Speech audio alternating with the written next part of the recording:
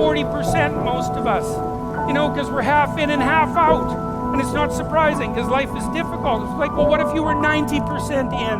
Or 95% in? Or all in? Because you're all in anyways, right? It's a life and death game. No one gets out of this. Everyone dies. You might as well commit yourself.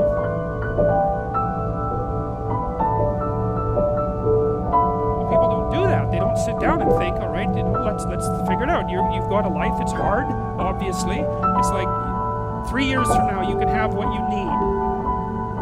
You've got to be careful about it. You can't have everything. You can have what would be good for you. But you have to figure out what it is. And then you have to aim at it. Well, my experience with people has been is if they figure out what it is that would be good for them, and then they aim at it, then they get it. And it's strange because they don't it's a strange thing. It's not quite that simple because, you know, you may formulate an idea about what would be good for you, and then you take 10 steps towards that, and you find out that your formulation was a bit off, and so you have to reformulate your goal. You know, so you're kind of going like this as you move towards the goal. But a huge part of the reason that people fail is because they don't ever set up the criteria for success. And so since success is a very narrow line and very unlikely, the probability that you're going to stumble on it randomly is 0. And so there's a proposition here, and the proposition is, if you actually want something, you can have it. Now the question then would be, well, what do you mean by actually want?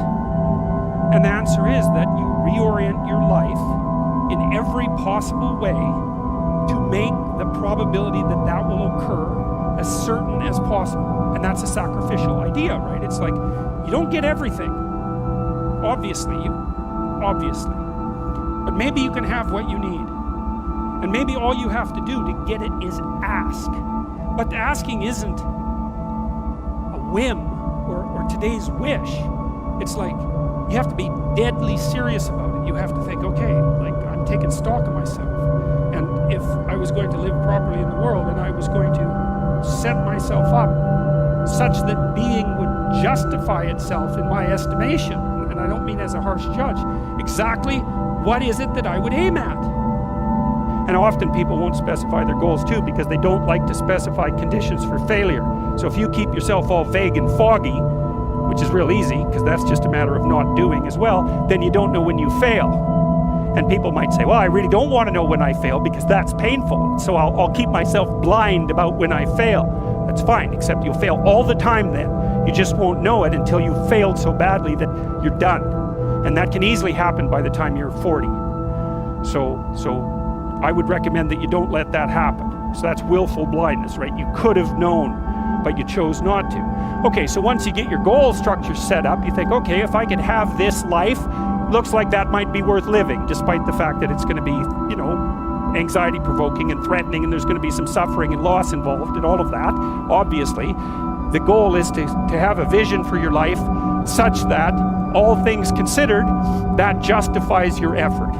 Okay, so then what do you do? Well, then you turn down to the micro routines. It's like, okay, well, this is what I'm aiming for. How does that instantiate itself day to day, week to week, month to month?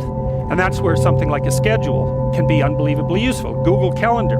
It's like, make a damn schedule and stick to it. Okay, so what's the rule with the schedule? It's not a bloody prison. That's the first thing that people do wrong. They say, well, I don't like to follow a schedule. It's like, well, what kind of schedule are you setting up? Well, I have to do this, then I have to do this, then I have to do this, you know, and then I just go play video games because who wants to do all these things that I have to do? It's like, wrong. Set the damn schedule up so that you have the day you want. That's the trick. It's like, okay, I've got tomorrow. If I was going to set it up so it was the best possible day I could have, practically speaking, what would it look like? Well, then you schedule that. And obviously there's a bit of responsibility that's going to go along with that, because if you have any sense, one of the things that you're going to insist upon is that at the end of the day, you're not in worse shape than you were than at the beginning of the day, right? Because that's a stupid day. If you have a bunch of those in a row, you just dig yourself a hole and then you bury yourself in it. It's like, sorry, that's just not a good strategy. It's a bad strategy. So maybe 20% of your day has to be responsibility and obligation, or maybe it's more than that, depending on how far behind you are. But even that, you can ask yourself, okay, well, I've got these responsibilities. I have to schedule the damn things in. What's the right ratio of responsibility to reward? And you can ask yourself that, just like you'd negotiate with someone who is working for you. It's like, okay, you got to work tomorrow. Okay, so I want you to work tomorrow. And you might say, okay, well, what are you going to do for me that makes it likely that I'll work for you? Well, you can ask yourself that, you know. So maybe you do an hour of responsibility and then you play a video game for 15 minutes. I don't know, whatever turns your crank, man. But, you know, you have to negotiate with yourself and not tyrannize yourself. Like you're negotiating with someone that you care for, that you would like to be productive and have a good life. And that's how you make the schedule. It's like, and then you look at the day and you think, well, if I had that day, that'd be good. Great. You know, and you're useless and horrible, so you'll probably only hit it with about 70% accuracy, but that beats the hell out of 0, right? And if you hit it even with 50% accuracy, another rule is, well, aim for 51% the next week, or 50.5% for God's sake, or because you're going to hit that position where things start to loop back positively and spiral you upward. That's rule 1, right? To stand up straight with your shoulders back, is to take on the onslaught and to enter the contentious ring and to do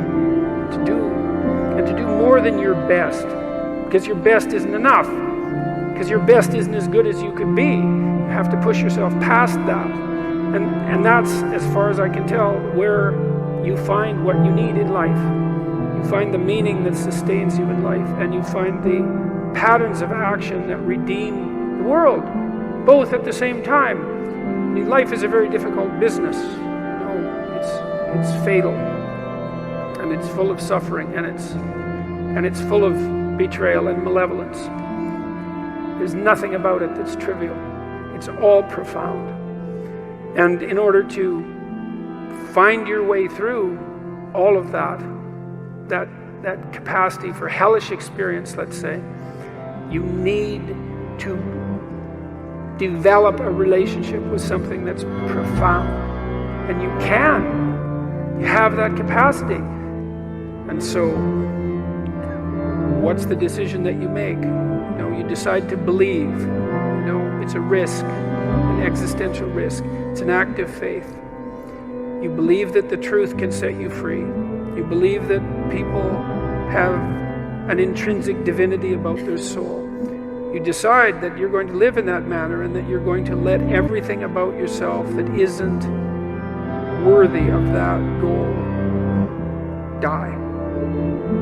And that might be almost everything that you are. And that's a terrible thing to contemplate. The only thing that's worse, I would say, is the alternative. Because the alternative is the sorts of hells that we managed to produce around us and that we produced with particular expertise during the totalitarian regimes of the 20th century. And it would be a good thing if we decided collectively and individually not to go back there again. Thank you.